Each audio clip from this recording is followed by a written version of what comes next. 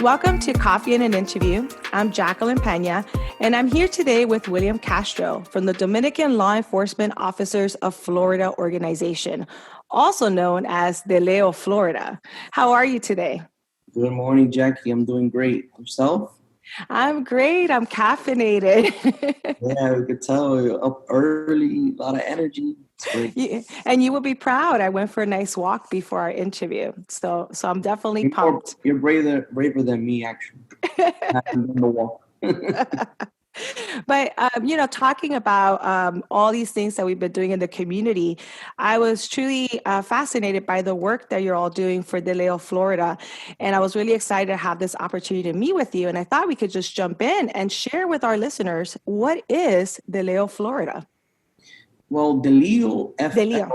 or DLEO Florida is the acronym of our organization, which is actually stands for Dominican Law Enforcement Officers of Florida, which is a 501c3 nonprofit organization that was created by myself and another law enforcement officer by the name of Cesar Marti, that we felt compelled to give back to the community in a way that we could both relate to based on our careers, which is in law enforcement. Being that we started coming across other law enforcement officers that were of the same background as us, come from the same, country, original country as us, born in the Dominican Republic, and then assimilated to the American life, became American citizens, went to school, went into the career of law enforcement. So we started finding this common thing amongst us in the communities as we were trying to do positive things. And we came up with the great idea, hey, why don't we start an organization that represents the Dominican American law enforcement officer to serve as role models to the kids. So that's actually how it got started. That's actually what it is, basically. I don't know if I got ahead of myself, but that's what the Dominican Law Enforcement Officers of Florida, or DLEOFL, like a lot of people call it, or DLEO, that's what we are. Okay. And the acronym, I thought it was so great because I know I said the Leo. I put it in the English side, but I could imagine our Hispanic youth or Dominican youth saying, "Que lío, de lío, de lío." They actually, yeah, funny you say that. They actually call it El Lío es Feo. Or El Hijo es Feo, like they did one time when we went down to the DR. So yeah, it's a little unique, the name, but it has stuck within the community. And a lot of people call it DeLeo just for short. They leave that FL part, so they call it DeLeo, DLEOFL. That's what we're creating the like you said, the brand or the name. So DeLeo is everyone is referring to it as DeLeo. They cut it. You know how when you grow up, you always have a nickname and they cut your name. But we're DeLeo or DeLeo, whichever one you like to call us. Awesome. Okay. Thank you for sharing that. And de lío es feo in English. What does that mean for our English speakers who are listening? El lío es feo. Uh-huh. What would that mean in El English? lío es feo would be like a problem, or like some type of confusion, and then the word feo means ugly. Yeah. So in Spanish, el lío is feo, or the problem or the confusion is very ugly. So that was very funny because we're totally opposite of that. Yeah. And how long have you been in law enforcement? And I'm going to talk a little bit about what motivated you to get this organization started. But how long have you been in law enforcement? I've been in law enforcement for almost a decade. I'm going on 9+ years. I'm a federal law enforcement officer. What makes this organization so unique that we come from different law enforcement backgrounds, not just one set police department. Some other organizations, they're all compiled of officers from one place. Here we're very diverse. We have state officers, we have local officers, we have federal officers. So we make up a nice array, a nice bouquet of different agencies and municipalities with different jurisdictions here in the state of Florida. I like that, the bouquet, and I love that the organization crosses through different organizations. So it is a nice bouquet of police officers working together for the community. So I like that comparison, that metaphor. It makes it very very interesting because we all have different areas that we work in and different experiences, and perhaps something that my agency might be more in depth with dealing could provide some positive feedback to the community or to the organization, and we use that to our advantage with the local guys. No, as far as any feedback or any interaction with the community that will be positive for the organization. We know that field. We know more or less what's needed, more or less. Okay, in the community. So, with the work that you were doing, I guess that motivates you a little bit in working in this organization. Overall, what made you get started with this? You and your partner one day said, "Hey, we're having coffee, and we should just start a nonprofit." Like, what was the motivation behind starting this amazing nonprofit organization? Yes, like I briefly touched previously, we started coming across here in the state of Florida. You go to a venue and you bump into someone that's in law enforcement while we were doing our duty, working, and they say, "Hey, you're Dominicano? Are you Dominican? Yeah. Oh, what's up? How you doing?" And we started seeing this thing that we actually had numbers down here that represented the law enforcement community. So we thought of why not taking all these talents and showcasing them, and as a way to give back a good image to the community and to the kids that are coming up that might relate to us, that are also Latino or Dominican or from other parts of the Caribbean or Central America, and as a way also to give back to our community, and as a way to feel proud of what we've accomplished, being a second generation immigrant into this country, or some of our guys are first generation American born but of Dominican descent. This is a way of us being proud of the sacrifices that our parents and our grandparents have made, and now we want to showcase the positive things that have come out of the island and here in the United States, all the great things that we're doing. So once we came to the agreement that we needed to do something, we sat down and we mapped it out. We used our brothers in New York, the NYDO or NEDO, that's the New York Dominican Officer. They've been around 20 plus years, 27 years, I believe. And we sort of used them as a guide to, hey, look at this organization that started this 20 plus years ago and look at where they're at now. So we said, why not us here in Florida? And luckily, being that, a lot of us were born or raised in New York, we reached out to those contacts and we were able to, say, hey, how you guys doing? Hey, how you guys doing? And they were able to sort of take us under their wing and guide us through the process of starting the 501c3. So they were an inspiration to us. I remember myself growing up in New York City.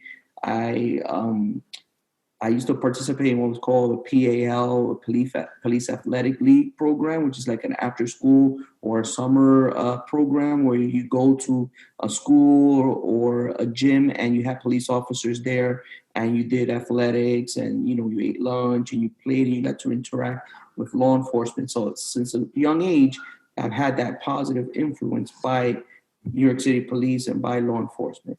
So now that I'm an adult, that sort of brought back all those memories, and hey, we need to do this, we need to do that. So that played a big influence of the decision making process later on when I was in the position to do something positive. We were also volunteering a lot, doing different things in the community as independent citizens. Even back in the DR, we would always do things to help.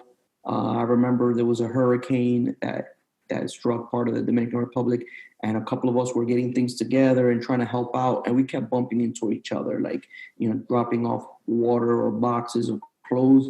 Hey, how you doing? And then that's how it all came to fruition. And we said, you know what? It's time that we start something. I don't know if it was done before, but we're going to try to do it. We're going to try to do it the right way. We're not going to cut any corners because we want this to be something that is professional, something that's done, 100% by the book, and something that's going to be here for a long time. And thank God, 3 years later, here we are today, moving forward. Yes. Oh, yes. Even amidst COVID, and we'll talk a little bit about that in a little bit. But this is really the right time to jump into your programs. As a nonprofit organization, there are several programs that you have or that you offer in the community and in the Dominican Republic, and I would love for you to share with us those different programs. Sure.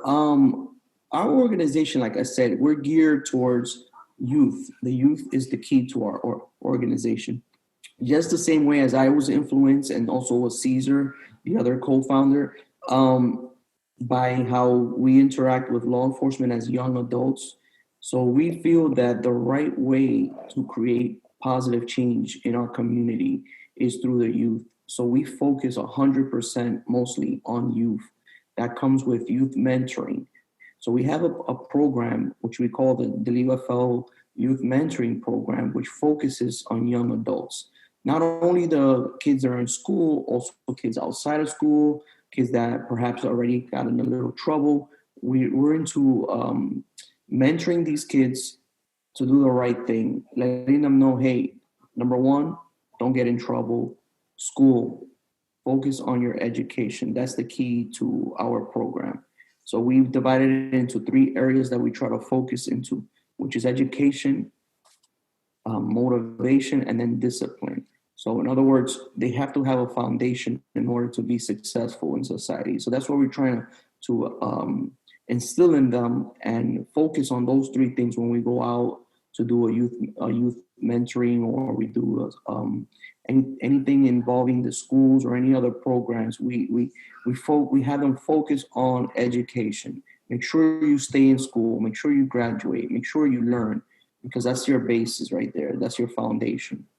And then we motivate them. We do different things. We're young, we're energetic. A lot of us just go out there and they see us and they're like, wow, I could relate to him or her, because we have a lot of professional, successful women also in this organization. So we sort of show them, hey, look, you could be just like me.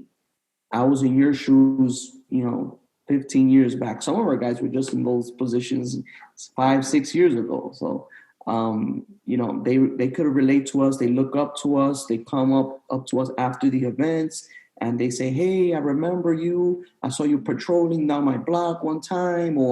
So it's a great feeling when they acknowledge you and when they see you and they come up to you. Some kids even give you a hug, so it's a great feeling. And we appreciate that, because that's when you see that your work is actually coming through.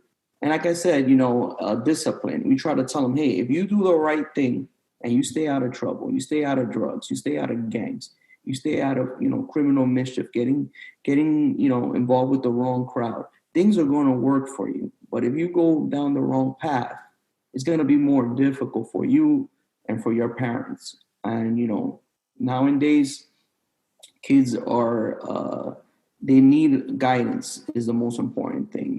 If they need role models. So that's where we try to come in, and hopefully, we could influence them and involve them enough where they like what we're doing. Not that they have to take a career path down the way we did, but as long as they understand that, you got to be productive. You cannot be, a person that basically doesn't care about his community or about his, his schooling and stuff like that.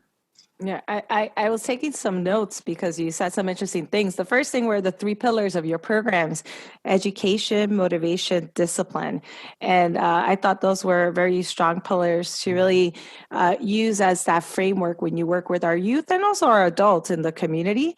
And I loved this idea of being role models and guiding youth with the work that you do, and the fact that they connect with you. And sometimes we we keep thinking, oh, the police, but it's more about we're part of the community, and the youth then saying, hey, I know you. I see you walking around and you're cool, man. And then they get to learn your story, and that motivates them, like, wow, he came from there. He did this. He's here now. He's helping us. And hopefully that motivates our youth to focus on themselves and how to be better and how to then give back to the community. That's right. That's right. Yes. So beautiful. Thank you so much. Those are amazing programs. In terms of current programs, and I want us to talk about future programs. Are there any other current programs that you're offering now? And are there any programs that you've had to modify or postpone, but that are part of your programming, but you had to put them to the side this year because of COVID? We are in a pandemic, and it's shifted even how we help our community, which must be really tough for all of you because you're so engaged in the community. So I'm wondering if there are other programs you're working on or programs that you've had to sideline or modify in the current pandemic. Yeah, this year has been, like they say, a doozy for us. It's been super tough. We've had to suspend a lot of the activities that we do in the community due to COVID. Number one being that most of us, all of us, are actually first responders, the ones that are still active, and we had to carry our jobs, throughout the pandemic.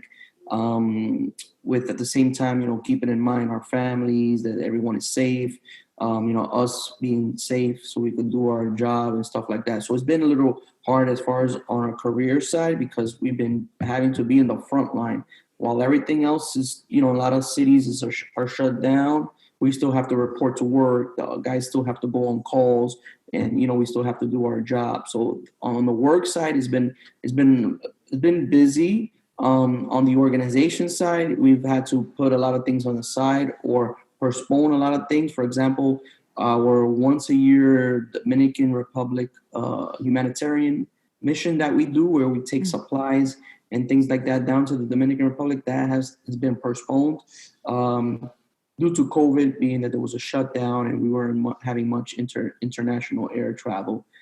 So that event actually would have took place this past week, which would have been the first opening week of the school.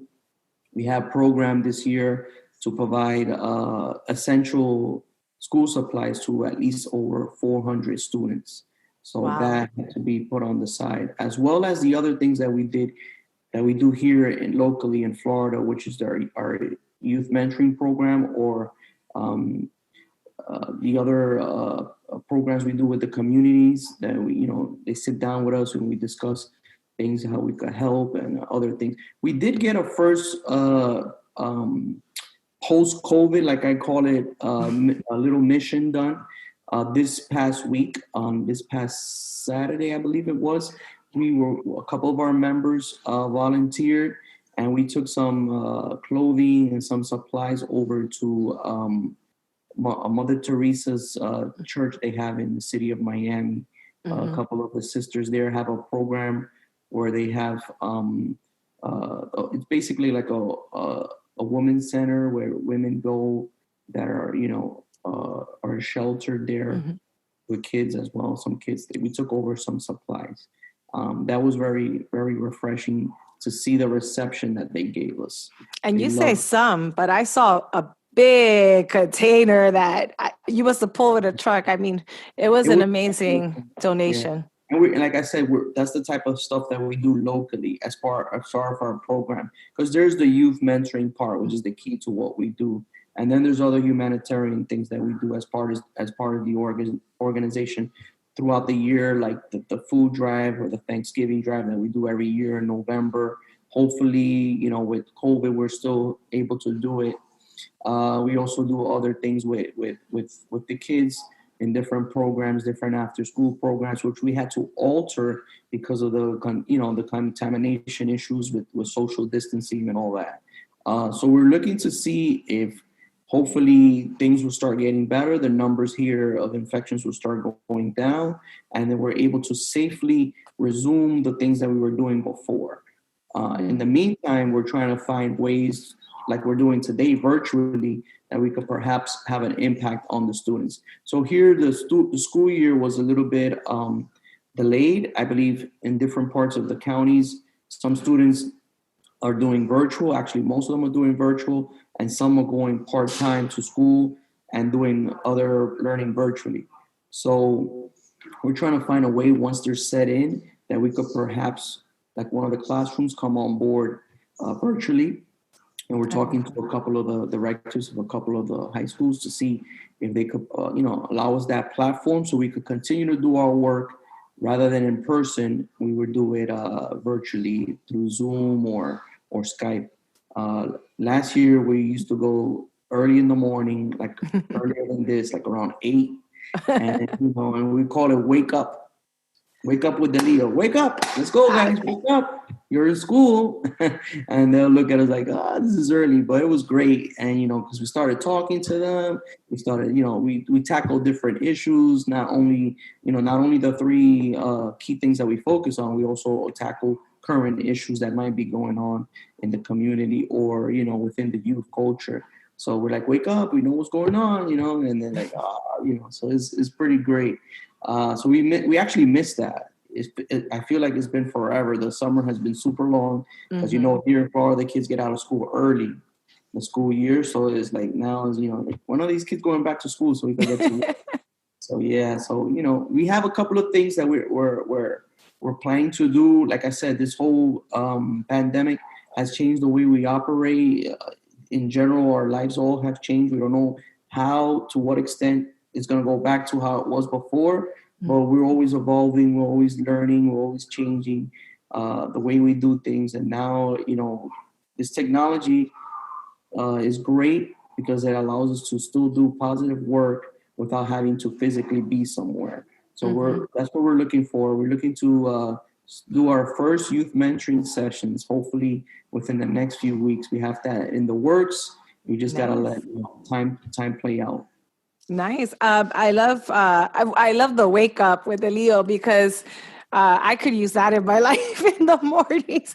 But when you're in school, kids are coming tired. There's a lot of hunger insecurity. They might not want to be there. So you got them motivated. And overall, I love how you are pivoting in terms of how you do things. You figure out how to do things virtually in the pandemic and are able to offer that youth mentorship programming through some virtual formats. You already started doing that, and just looking at how you can still serve the community in this pandemic with the social distancing in Florida. So that's that just shows that the motivation and the commitment to the work that you all do.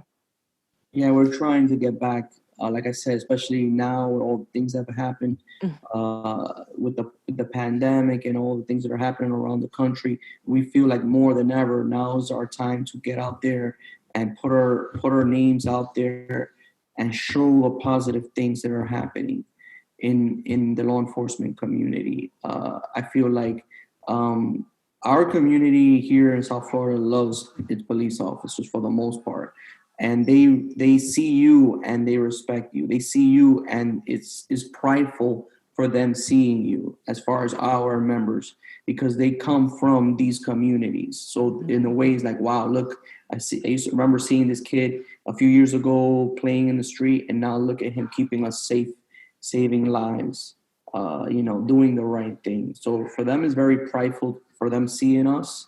We get a very warm reception. We have a very good relationship with a lot of community leaders and school directors and stuff like that. So we want to get out there. Except the pandemic has sort of handcuffed us a little, but we're very eager to go. And towards now that the school is starting, now is when we're kicking our organization into gear, and now is when we start doing most of our work with the kids. Mm-hmm.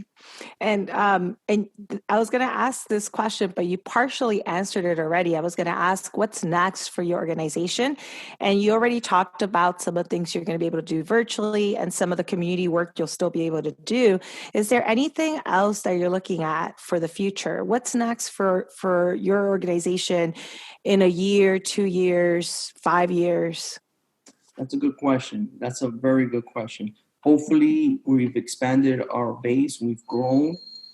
That's my key thing, is making sure this organization continues to grow and continues to be able to provide more programs for our youth. We're currently working on a couple of different funds that we want to create within the organization to help different areas. I'll give you an example. One of the things that I'm very focused on is a scholarship foundation that we're trying to do where we could reward these students that are going on to the next level of education post high school, going into college.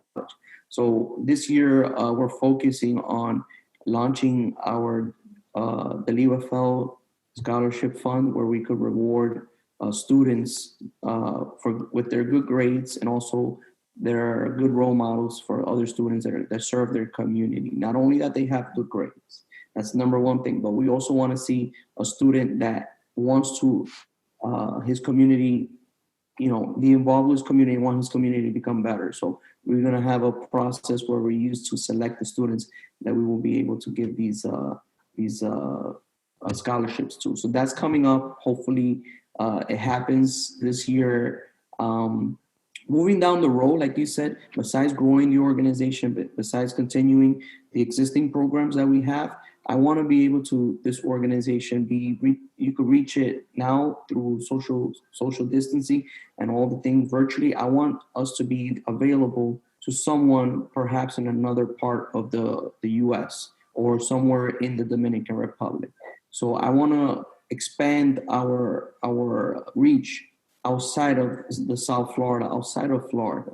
I want to be able to talk to a student in Boston. I want to be able to talk to a student in Los Angeles, talk to a student in New York City, maybe one in the Dominican Republic, maybe one in Puerto Rico, maybe one in somewhere in South or Central America that could relate to us and have a good, relationship with and hear out his concerns and be there to, mentor and coach these kids. So I want to expand the reach of the DLEOFL not only to our boundaries here in Florida, but also to other parts of the United States and hopefully to other parts of the world too. I want to create a household name. When you hear it, you know what it is, and that is not only for Dominicans, that is for everyone. Because when we go do our thing in the community, whether it's a fundraiser or a charitable thing or a community cleanup or a turkey drive, we there for whoever shows up for the community, not only for the Dominican community. It doesn't matter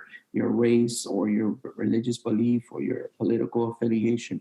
We're 100% neutral, because when we do our job and we respond to calls or we go to help someone or we're enforcing laws, we don't look at those things. We're there to help everyone. You take the call, you go in, you put your life on the line for everyone. Doesn't matter where you're from. So we take that same approach from the job, from the professional aspect, and we try to apply it as well to the organization and the community work that we do. And as far as it goes, it's been working so far. It's been a little tough, but it's working. Wow, it's amazing. It's wonderful to see that you're not just focusing on one community. Within South Florida. You're not just focusing on South Florida. You're not just focusing on South Florida, the Dominican Republic. Now you're saying we need to do more. We need to expand, grow the things that are working so we can mentor as many people as possible and help them be as successful as possible. And I think that that's a wonderful mission to, start in one place and then grow, expand, and broaden that reach to help as many people as possible. Yeah, I think that you have to dream big. You cannot just limit yourself to a small thing. You have to look big. You have to dream big. And as long as you do your work and you have goals, you reaching those goals, and you keep doing it. The sky's the limit. Like we tell the kids when we go to the youth mentoring program, there's nothing that if you don't set yourself up for, is going to happen. But if you never set yourself up in the beginning, you're never going to even get close to achieving anything. So, you have to dream big. You can't just limit yourself to, hey, this is what it is. I'm just going to do the minimum. No, always try to go above and beyond. Always try to set yourself up for success by doing the right thing. And we try to instill those 3 pillars into them: education, motivation, discipline. And it's working. I'm going to end up with a big poster in my bedroom today with those 3 words, with those pillars. I think we all need education, motivation, and discipline to continue focusing on our success. It's a good starting point. And again, one that's not there, but I guess you could fall under discipline is respect. We Mm. find that respect is very important. Respect for each other, for the community. If you respect each other, you treat each other with respect, you respect your community, you know, people are gonna respect you back. And I think Mhm. that's one important thing that we try to also emphasize on. Hey, when you interact with us, day to day law enforcement, we're regular human beings. We're not machines. We don't have superpowers, you know. So we're gonna have our good days. We're gonna have our bad days. You know, remember, it's a human being behind the uniform. It's not a superhero. It's not a robot. We have emotions. We have families. We want to go back home to our families. So when you treat a fellow officer with respect, he's gonna treat you back with respect. You know, so we try to, it's a two-way street. We try to tell these kids that, hey, when you see a law enforcement officer, treat him like a human being. He's going to treat you like a human being. And we try to, you know, instill in them that respect each other, respect your community. If you treat your community like crap, people are not going to respect your community. So be prideful of where you're from, be prideful of your community. And respect is always a key thing. I think that comes with discipline as well. And I'm so anxious to start our youth mentoring for this year, for this school year, just because of the fact there's been so many things going on around the country with law enforcement. And, you know, I feel like our work is no better time to do our work than today with all the things that are going on around the U.S. and current events and things that are going on. Hmm. I agree. I agree. This is important work. And in these times, and not just a 2020 time, because 2020 on its own has been a tough year, but just the times that we're living in general over the last few years. There's so much going on, and we definitely need to keep focusing on our community during those times. You gave us some advice in your conversations about staying focused, being respectful, having discipline. And I wondered if you had any more advice for any of our listeners, whether it's our youth or adult listeners, advice on what we could do, what we should do, advice in general. Well, especially now with COVID, you know, I say that, you know, respect what the professional health professionals are saying as far as, you know, avoiding large gatherings and protecting your family and things like that. But now that the school year is starting, we're starting virtually, which is different than before. Before the kids will actually go physically to the schools. So I ask for the parents also to be involved with what their kids are doing um, online. We're finding that a lot of kids nowadays online are engaging in things that they're not supposed to be doing. And that was something that wasn't available when I was growing up because we didn't have the internet. So now the internet is there. It's there. There's a lot of good things there. There's also a lot of bad things that could influence your kids. So now that the school year has started, for parents, you know, to be a little bit more vigilant. I have a daughter that's 11 years old, and you know, she goes on the internet and things like that. So I try to have some type of control of what apps she downloads and anything that she wants to download on her tablet. Has to go through me, and I have to consent and approve it. And I try to, you know more or less, or try to find out who she's chatting with, and you know. So for the parents to keep an eye out for their kids for that, you know, be wary that there's a lot of predators out there that try to talk to children and things like that, and try to be more involved with the kids as far as what they're doing on the internet and on the computer, being that now that everything is virtual and stuff like that. So that's very important. Sometimes we oversee, you know, we're so busy working and worrying about bills and a lot of people, you know, with their jobs and stuff like that. So with the kids, the teenage kids, the young kids, I think now is a good time to have a lot of control over what these kids are doing virtually through the computers and what they're doing online. Um, Cybercrime and things like that also are through the roof as far as identity theft, and all kinds Mhm. of things that are going on cybernetically speaking. So I think that's a good thing for parents to you know to be wary of. And as far as the community go, we'll start resuming and things start opening up, restaurants and things start opening up. People are going to start, you know, going back out and things like that. Always keep in mind, the safety of or your youth and things like that. Leaving children in the cars. We're starting to see another upward trend of people forgetting their kids and elderly and their pets in back of vehicles.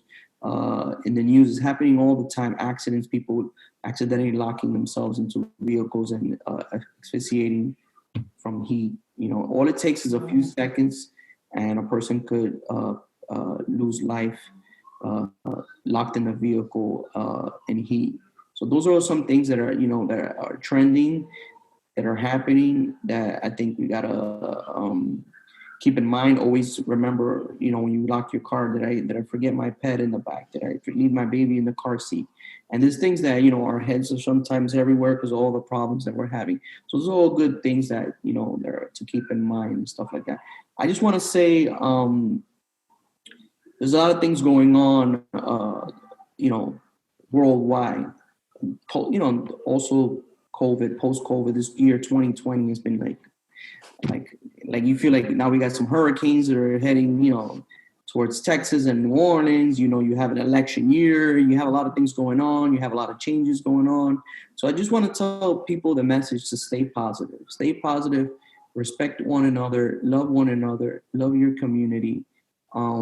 Treat each other the way you want to be treated. Treat each other the way you want your loved ones to be treated, your mom, your grandma. Be respectful. And we try to instill that on our youth, but sometimes us as an adults, we could also get carried away or lose our tempers and stuff like that. So remember, treat each other with respect. Say thank you. Excuse me. Hold the door for somebody. Those things go a long way. And sometimes we take them for granted, but we're here together, going through this pandemic together. We have to get through this together. If everyone is in it for themselves, things are going to be so much difficult. And if we help each other, help your neighbor, help others that perhaps are in need, if you're in a better position, and those things will come back. Karma, good karma, the way you treat your community is going to come back. And your kids are noticing also the way that you act and things like that. So, we're going to get through this.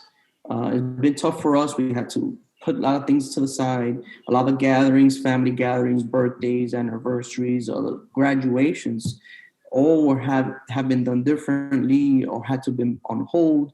Vacations had to be suspended and things like that. So keep that in mind, that we're in times where there's a lot of stress, there's a lot of things going on. But remember to treat each other with respect and with love, and we'll be getting back to normal soon. I have faith. Thank you. I needed that. And thank you. That just makes a big difference. Remember to respect, be kind. It's amazing advice, because it is a tough year, but it's just a tough life. Our lives can be complex. And I think we have to remember that we're not in this for ourselves and by ourselves, and to watch out for each other and be kind to each other. And I love that you also said, your children are watching, and it's true. What we say is one thing, but our children or our nieces or our nephews or our godchildren, our youth, and our children, they're watching us. They don't just hear our words, they see how we act. And if they can see us being kind to each other, they start learning how to be kind to each other and others outside of their age group, and they grow up with this idea, this notion that this value of kindness. Yeah, it's true. They're like sponges when they're that age. They absorb everything. That's why we try to focus on the younger kids, and hopefully, be as a big influence as we can, as a positive influence that we can. And I have a lot of faith that there's going to be a lot of positive things moving forward. Yep, I agree. So, how can we get involved with your organization if we want to come back to the organization itself and look at the specific things you're doing in the community and outside of the community, including in the Dominican Republic? How can we get involved, whether we're in Florida or outside of Florida? That's a good question. With our organization, anyone could become a volunteer. We have a lot of things that we do locally here. And like you said, we do things sometimes in the Dominican Republic. few times a year to help out. So number one question that a lot of people get is like, I'm not a police officer. How can I help? I want everyone to understand that, yes, the base of the organization is compelled of active and retired law enforcement officers. But the organization in itself is a team effort.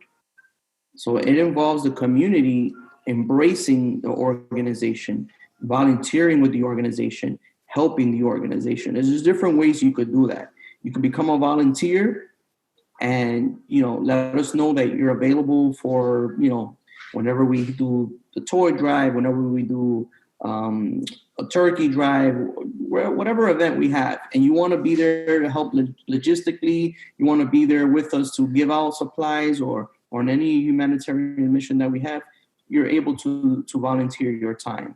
That goes for students that need community hours for, let's say, for college, or a person that just wants to give back and has spare time. They could volunteer that way to become, a volunteer for the organization. Mm-hmm. Or let's say you own a business and you're busy and you don't have time. You could become a sponsor and sponsor one of these missions that we have, whether it's the back to school supply drive, whether it's the turkey drive, whether it's, a small humanitarian mission, we're giving food or something to a hurricane disaster. You could donate clothing. Let's say you have some school supplies or some baseball equipment for the kids to play, and they're in your garage, or your kids will never use the bats and gloves. We'll take them. We went over to the DR in the past and we brought these things to these kids that they don't have it. And to them, it's like, oh my God, I have a baseball bat. I have a glove now.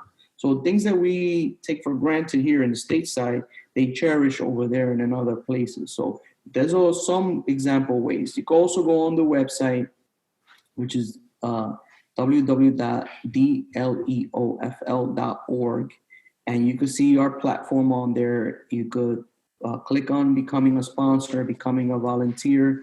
You could also, if you like my hat, there's shirts, there's coins, there's things that if you want like a little token, you could purchase on the fundraising store, and all the purchases and the proceeds go towards these programs that we carry out here in Florida and also abroad and stuff like that. You could become a donor and pledge a recurring amount every month to help the organization and help its cause. It's been very difficult, Jackie, especially with the COVID, for us to get out and do our fundraising. So we've been relying a lot on our website for people to go on and help us out, help us with these programs and things like that. Like I said, a lot of great things are coming for this organization. We want everyone to be involved. If you're a professional or you have a story that you want to tell us, and we'll bring you out to these events, to these youth mentoring programs, because it's not only about law enforcement. We have a lot of professionals here in Florida. We have engineers, we have doctors, we have, veterinarians, we have lawyers. We have a lot of great people that have done a lot of good things. And they want to share their story, how they were able to get there and how they used education and motivation and they were disciplined, or they went to the military. And, we want to showcase this to the kids, not only our profession, but other professionals. So we've brought out some people with us to the youth mentoring and say, hey, this is this professional from the community. He came to his country as a teenager. He went to school. He got his degree, and now look at where he's at. He's a head of a company. He owns his own business. So we're trying to portray that positive image. So if you're someone that has a story that would like to share, how you came to the United States, perhaps as an immigrant, or you're a single mom that's raised, kids to be professionals and want to come out with us, we welcome everyone. And like I said, the organization is here for you. It's here for whenever, Jackie, you need any advice or wherever you need us to take part in anything that's going on in the community that you think we could impact it in some way or give you a helping hand. We're here, whenever you need us. And as far as the community as well, we've had some calls. People have reached out to us and say, hey, we have a question about the program. We have a question about perhaps one of the programs that are coming up, or maybe we have one mom that was very worried about her son because, you know, there's a lot of gangs out there, especially when they get to the, you know, middle school age and stuff like that. So she reached out to us and she said, "Hey, I'm very concerned about my son. I'm a single mom," and um, she was very moved by one of our conversations we had at one of the events. And she said, "Can you please help me with my son? Can you please help me with my son? I feel like I'm going to lose my son." And we took this young man, and, you know, one of us put him under our wings, and we check in with him. "Hey, how you doing? You going to school, right? Do your mom proud?" You know, that type of thing. And we sort of, the kid is doing great. We stay in contact with him, and you know, obviously we can't. People like, "Can you scare him straight?" I said, "I can talk to him, but, you know." But a lot of times, what these kids are missing, they're good kids. Yes. They're not bad kids. They just need mentoring. They need a role model. They want someone to take them and say, "Hey, come on, let's go." You know, they need that push. You know, they need that wake up call. And that's what, if we could provide that, and be an inspiration to someone, or help a single parent out, or a mom that's struggling with her teen, and we could do it in any way, you know, that we can, by getting this young person active and doing things in their community and volunteering, and doing things like that. Hey, we're welcome to bring them along, and bring them out with us, and show them. It's so satisfying when you see them enjoying it. And at first, you know, they're like timid, and then at the end, they're like, "Yeah, yeah," and then they like it, and it's like a rush that you can't explain it. So let me give our phone number in case anyone wants to contact us. Our phone number is 305 532 0464. So that's our office phone number. They could call us there Monday through Friday, 9 to 5, or you could just leave us a message, and we'll get back to you. Or you might be wanting to email us. You can email us. It's info@DLEOFL.org. Or you could go to our website and email us through there as well. Perfect. And for our listeners, I will have a list of resources. So if you go into the podcast description section, you'll see a quick overview of this podcast episode. And underneath that, you'll see some links, resources. Those links will include the website, the shop, if you want to buy some gear with the organization's logo, as well as the donation page. If you want to give back, and you want to do that by offering a donation to help them out this year so they could continue their mission, there'll be a donation link there as well. And I will list the phone number and the email so that you can reach out. Whether you want to reach out because you want to support the organization, volunteer, or maybe you feel you have a story that will really motivate our youth and you would like to volunteer to be a speaker, or any other ideas you have, with the idea that we're all in this together. And what we want to do is help our community members be as successful as possible. And a lot of the work that your organization is doing, William, is really focused on our youth. And so how can we continue to educate, motivate, discipline, teach respect? How do we keep those 4 pillars? Now I'm saying 4 instead of 3. How do we keep those 4 pillars but out there, and really use that as our framework to help our youth and our community? Thank you, Jackie. Yeah. Well, thank you so much for being here today with us. It's been an absolute pleasure learning about all the amazing things that you do as an organization, learning about the organization and how you came together, and learning about what's next for the organization and how we also can contribute to the work you're doing in our own communities, or you know, just globally together. I think that you taught us a lot, and sometimes we feel that we're in this alone, and sometimes we feel a little helpless, whether we're helpless thinking about our kids or thinking about what's next, or we want to do something in the community, but how do we do it? And here's an amazing story of police officers who came together, Dominican police officers, to form an organization to help our youth in our community, to help our community members of the Republic. And at the same time, you gave us amazing advice to help us really think about what we can do ourselves to give back, because in this world, we need to always give back. And thank you, Jackie, again for the platform. It was a joy talking to you and getting out to all your listeners and your followers. We hope to re-engage with you soon. hopefully we're able to do something together, physically in person. I'm in. I'm in. And we're very eager to get out there. You're gonna see us very busy, 2020 at the end, also 2021 coming in. You're gonna see us doing a lot of things. Like I said, we had to put a lot of our programs and a lot of other things, on hold due to concerns with the pandemic. But we're ready to go, and can't wait to get out there and work with you and other people in the community as well. We're in this together. Thank you for being here for Coffee and an Interview and for sharing these stories with us. Thank you for having me, Jack.